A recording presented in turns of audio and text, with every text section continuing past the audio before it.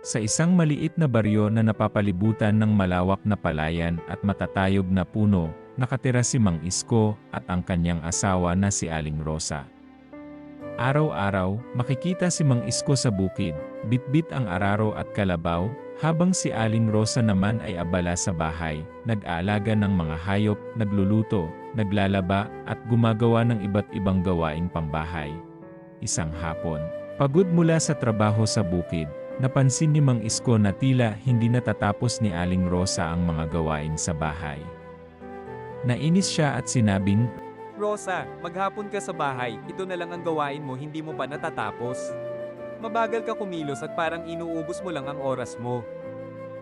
Nasaktan si Aling Rosa sa mga salitang iyon. Hindi siya sanay na pinagdududahan ang kanyang sipag, lalo na't alam niya sa sarili na halos walang pahinga ang kanyang katawan mula umaga hanggang gabi. Sumagot si Aling Rosa na mahinahon. Isko, mali ka. Hindi mo alam kung gaano kahirap ang ginagawa ko dito sa bahay. Kung gusto mo, magpalat tayo ng trabaho bukas. Ikaw ang magstay sa bahay, ako ang pupunta sa bukid. Nag-isip sandali si Mang Isko at bumiti ng may kumpiyansa.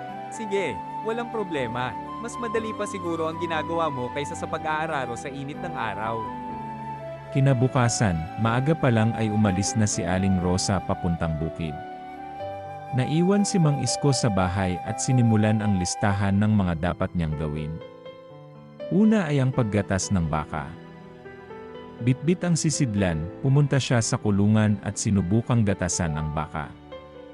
Ngunit hindi pa man siya nakakaupo ng maayos ay tinadyakan siya nito sa binti, dahilan para mabitawan niya ang sisidlan. Habang iniinda ang sakit, naalala niyang kailangan pa niyang pakainin ang mga baboy.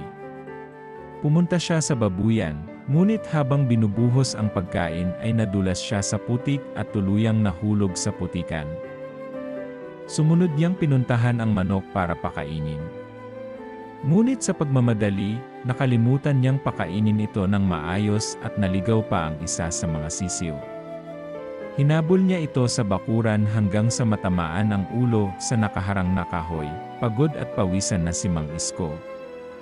Naisipan niyang umupo sandali para magpahinga. Ngunit sa sobrang pagod, nakatulog siya nang hindi natatapos ang iba pang gawain gaya ng paghuhugas ng mga kagamitan at paglinis ng buong bahay. Pagdating ng hapon, bumalik si Aling Rosa mula sa bukid. Bitbit ang mga gulay at prutas na ani niya roon. Naabutan niya si Mang Isko na nakaupo sa gilid ng pinto, pawisan, marumi, at halatang pagod na pagod. Tahimik lang si Mang Isko habang ibinababa ang tingin. Napangiti si Aling Rosa at mahina niyang sinabi, Ano nangyari sa iyo, Isko? Parang hindi ka napagod sa gawain dito sa bahay. ang pang-aasar ni Aling Rosa sa asawa. Huminga ng malalim si Mang Isko at ang sabi, Hindi pala ganun kadali ang gawain mo dito sa bahay. Pasensya ka na sa nasabi ko, ngayon alam ko na ang hirap na ginagawa mo. Mula noon, hindi na muling pinuna ni Mang Isko ang trabaho ng kanyang asawa. Naging mas magaan ang kanilang samahan, at natutunan nila pareho na ang bawat gawain, sa bahay man o sa bukid, ay may mabigat na halaga. Aral sa kwento. Huwag maliitin ang gawain ng iba dahil hindi mo alam ang hirap nito hanggat hindi mo nasusubukan. Ang respeto at pag-unawa sa isa't isa ang susi sa maayos at masayang pagsasama. Kung nagustuhan niyo ang kwento, paki-like, share, at mag-subscribe na rin kayo sa aking munting channel. Salamat po.